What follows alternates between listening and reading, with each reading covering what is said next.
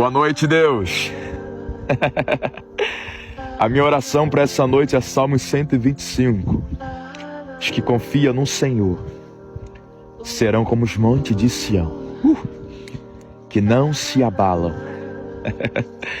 mas permanece firme para sempre. Eu tô aí, Pai, levando essa semana, crendo que o amanhã sempre será melhor do que o hoje. E o Deus que preparou, Pai, o dia também vai me preservar nessa noite e já preparou o amanhã. Eu sei, Pai, tudo que eu vou viver amanhã já está preparado. Que o Senhor Deus venha me preparar. Eu tô crendo num amanhã incrível, mas não quero me apegar nele porque o amanhã ao Senhor pertence. E que hoje venha a ser extraordinário. Tome essa noite nas tuas mãos, Espírito Santo. Obrigado, Deus.